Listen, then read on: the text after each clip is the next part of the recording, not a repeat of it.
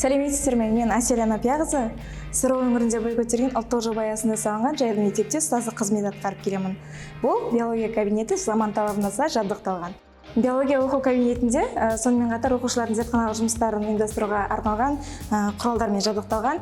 Соны айтатын болсақ, pH-метр көмегі арқылы оқушылар топырақтың ылғалдылығын және температурасын өлшеуге болады. Көріп тұрғандарыңыздай, топырақтың ылғалдылығы, яғни қышқылылы ортасы бізде 7-3-ті көрсек, бұл дегеніміз топырақтың сілтілі ортада екенін, яғни қышқылы аз екенін білдіреді. Біздің мектебімізде гидропоника әдісі қолданылады. Бұл гидропоника оқушылар өздерінің жеке жұмыстарын және жұптас жұмыстар жасауға болады. Сонымен қатар бұл гидропоника әдісі арқылы көкөністерді жайлы ортада өсіруге және суды үнемдеуге арналған тиімді әдістердің бірі болып есептеледі. Гидропоника әдісі арқылы өсірілген көкөністердің топырақтарын құнарлы болу үшін біз арнайы шұбалшаңдарды пайдаланамыз. Бұл шұбалшаңдар осы мектепте өсірілетін болады. Ол шұбалшаңға қажетті мектеп асханасынан шыққан артық қалдықтарды тиімді пайдаланамыз. Жалпы оқушылардың білімін бекіту мақсатында бізде электронды микроскоптың түрлері бар.